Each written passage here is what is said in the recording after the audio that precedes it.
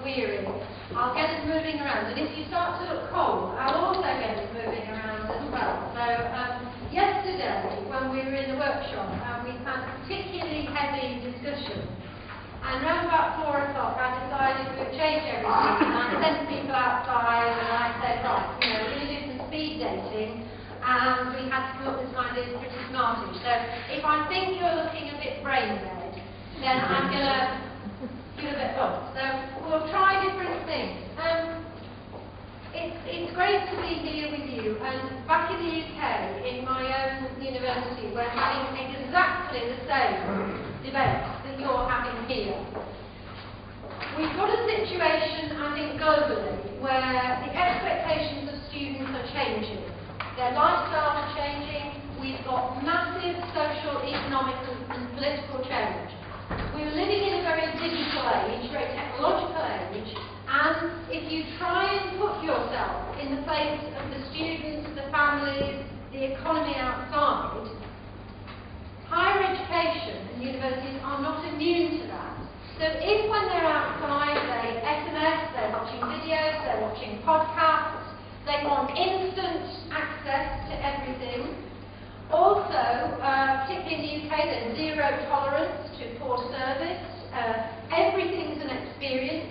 When they're in class with you, they can be SMS texting, they can be on their laptop, they're on the internet, they're Twittering, they're Facebooking, they're all over the place.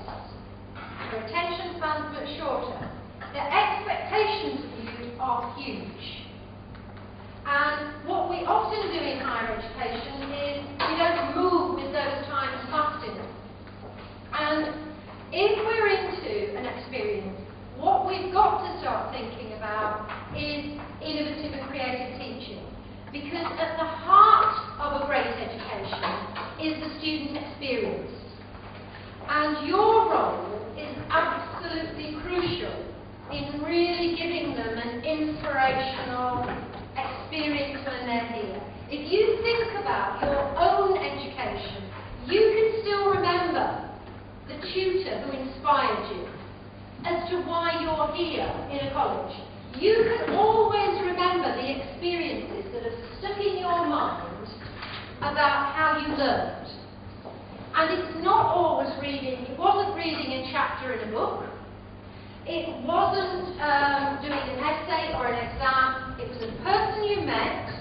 It was a podcast. It was an experience. It was what I call a light bulb moment. When something suddenly clicks. Now, if you put yourself in the position of a student, that's your job. You want to be the person in their mind that 20 years down the line they say, it was Miss Sana who really inspired me. It was Mrs. Antuja. It was whatever. You want to be that person, because why not? And also, the other thing I'd say is that in your experience, you want to work at the best place you possibly can work, with the best reputation. Nobody wants to think, well, I really want to work for an average institution. I don't want to work for just, a place that's pretty poor, pretty average. We don't want to do that. You want to work at the best place with the best reputation. The only way you get the best reputation is by the staff who work there. You're the capital of any institution. It doesn't matter how beautiful your buildings are, doesn't matter how great your facilities are, the capital and the experience depends on all of you in this room. And that's what the students take away with them, that learning experience.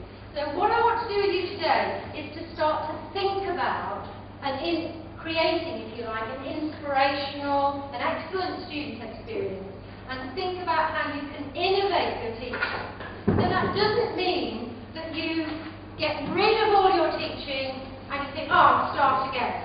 You can't do that. What you need to do is build on your strengths. So there are some people in this room who will be doing fantastic things. What I want to know is who's doing those fantastic things, how can they be better, and how others of you can take some of those ideas and start to spread the word. So we want some energy, we want some ideas, and we want some critical reflection. Because the other thing is, if what you're also trying to create are reflective practitioners, because in the world we live in, it won't be you're not sending out people who just carry out orders. You need thinkers. You need critical thinkers if you're going to improve organisations, particularly around the business world. You need people who are going to innovate. You need people who are going to be entrepreneurial in their organisation. You need reflective people. If you want to turn out reflective students, you have to be reflective yourself. So you have to critically reflect. So that means identifying the positives and the negatives. So the first thing we're going to do is we're going to get about things in a minute. I've got some post-its here. And before you start, I want to know what your objectives are and what you want to achieve today. So that when we finish the session, what I want to know is if these were the objectives you had set yourself, have we achieved them at the end of the day? How far have we achieved them? Have we exceeded them? What's the word in the service industry? You always want to exceed everybody's expectations. You want to go beyond. So let's see if we can do that today. So I'm going to hand these round, and if you can, and then want you to come and stick them on the objectives. Stick them on those charts at the front.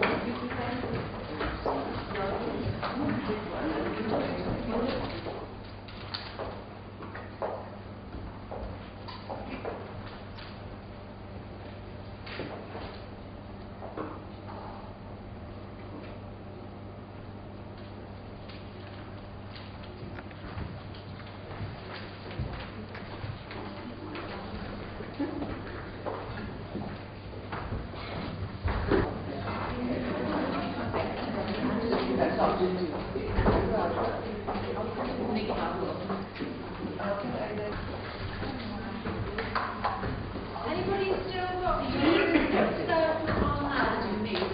Everybody's posted there?